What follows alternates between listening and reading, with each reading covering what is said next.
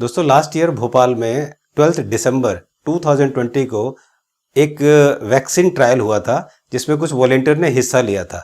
उनमें से एक वॉलेंटियर की 21 दिसंबर 2020 में डेथ हो जाती है। उसके बाद से कई लोग उस वैक्सीन पर सवाल उठाते हैं। इस सवाल के जवाब में भारत बायोटेक ने सफाई देते हुए बोला कि उसकी वैक्सीन से मौत नहीं हुई, क्योंकि जितने भी वॉलेंटियर थे उसमें हमें नहीं पता कि किसको वैक्सीन दी गई और किसको प्लेसिबो दिया गया। इस घटना का पूरा लिंक मैंने नीचे दे दिया है, आप इसे पढ़ सकते हैं डिस्क्रिप्शन में लिंक में जाकर। इस घटना के बाद जो एक शब्द निकल कर आया वो है प्लेसिबो। जी हाँ दोस्तों, तो आइए समझते हैं कि वैक्सीन के अलावा ये प्लेसिबो क्या है। दोस्तों, दवा, वैक्सीन या किसी अन्य तरीके से किए गए फेक ट्रीटमेंट को प्लेसिबो बोलते हैं।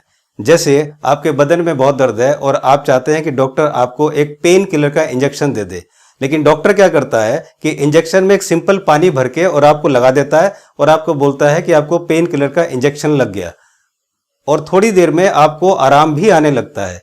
तो ये जो है इसको बोलते हैं प्लेसिबो इफेक्ट। दोस्तों, प्लेसिबो इफेक्ट पर रिसर्च करने वाले अमेरिका के बेथ इजराइल डाकोनेस मेडिकल सेंटर के प्रोफेसर ट्रेड कपचुक ने हार्वर्ड हेल्थ को बताया कि प्लेसिबो का प्रभाव एक तरह से सकारात्मक सोच है जो हमारी बॉडी और हमारे ब्रेन के बीच में एक मजबूत संबंध बनाता है। प्लेसिबो एक्चुअली किसी बीमारी को ठीक नहीं करता, लेकिन आपके दिमाग में इसका भ्रम डालता है कि आपकी बीमारी ठीक हो रही है। इस रिसर्च पेपर का लिंक भी मैंने नीचे दे दिया डिस्क्रिप्शन में, आप इसे पढ़ सकते हैं। दोस्तों, अब मैं न्यूज 18 हिंदी के हवाले से एक खबर आपको दे रहा हूं जिसका लिंक मैंने फिर डिस्क्रिप्शन में दे दिया है, आप इस न्यूज को पढ़ सकते हैं। दोस्तों, 15 अप्रैल 2021 यानी 3-4 दिन पहले ही ग्वालियर एमपी में एक बस हाईवे पर जा रही थी।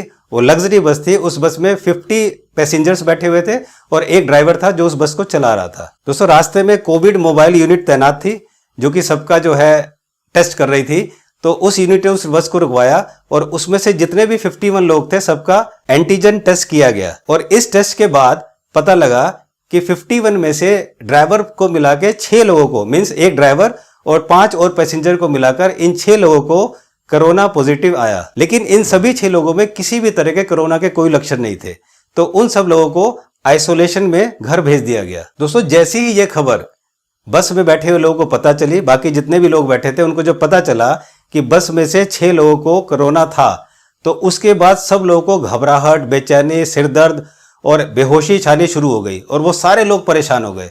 और उन सब लोगों को फिर जांच करने के बाद उन सबको भी घर भेज दिया गया कि आप घर पर जाके अपना ट्रीटमेंट कराएं। इसको बोलते हैं प्लेसिबो इफेक्ट। अब आप यहां पर देखिए कि बस में जितने भी लोग थे बहुत मस्ती से जा रहे थे, कोई दिक्कत, कोई परेशानी नहीं थी। लेकिन जैसे ही उन्हें पता चला कि हमारे पास जो आदमी बैठा हुआ था उसे कोरोना था, ये सुनते ही उनके अंदर घबराहट, बेचैनी, सरदर्द और इतनी सब परेशानियां बढ़ गई। तो दोस्तों, आप सोचिए, जब आप सुबह उठते हैं, जब आप चैनल खोलते हैं, जब आप अखबार पढ़ते हैं, तो आपके सामने न्यूज आती है कि हॉस्पिटल में इतनी डेथ हो गई, शमशान घाट में जगह नहीं मिल रही है, ऑक्सीजन के सिलेंडर खत्म हो गए, जिसको देखो वो कोरोना से परेशान है। तो ये सब सुनने के बाद आप जरूर घबरा जाते होंगे।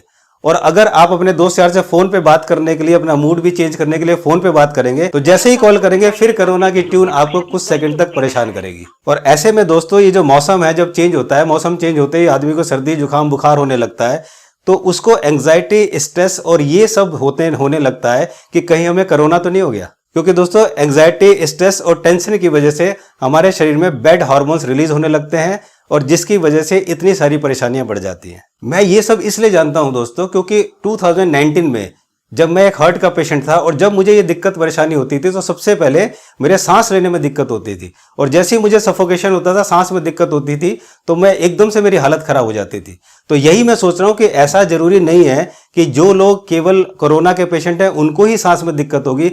जो हार्ट पेशेंट है, जो अस्थमा के पेशेंट है, जो और बीमारियों से पीड़ित हैं, उनको भी सांस में दिक्कत होती है। दोस्तों, अगर आप ध्यान देंगे तो जनवरी 2020 जब से कोरोना आया है, उससे पहले काफी सालों से हमें सर्दी, जुकाम, बुखार होता आया है, लेकिन क्या हमें कोई परेशानी हुई? क्या हम परेशान हुए? नहीं। तो इसका क्या रीजन है? क्या आपको नहीं लगता कि ये आपको प्लेसिबो इफेक्ट भी हो सकता है? तो दोस्तों, आज से आप मेरे कहने पर एक काम कीजिए। अगर आपको अच्छा लगे तो मेरी सलाह जरूर मानना कि आज अगर आपको कोरोना बोलना हो तो कोरोना की जगह आप बोलो जुबू खासा। जी हाँ दोस्तों, जुबू खासा।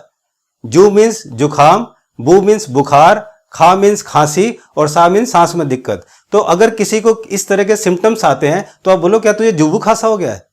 आप अगर ये ना बोलें कि आपको कोरोना हुआ है, इसकी जगह आप बोलें कि आपको जुबू खांसा हो गया, तो दोस्तों आप करके देखिए, आपको जरूर राहत मिलेगी और शायद आपको डर लगना काफी हद तक कम होगा। इस वीडियो को अपने दोस्त यारों में, परिजन में शेयर जरूर करें ताकि इस देश के लोगों का कुछ भला हो सके और कुछ मैं उनका डर निकाल सकूं। तो दोस्तों जल्दी मिलता हूं एक नई इंफॉर्मेशन के साथ जो आपको हमेशा एक राहत देगी, लेकिन तब तक आपसे निवेदन है कि आप सतर्क रहिए और स्वस्थ भी रहिए। नमस्कार।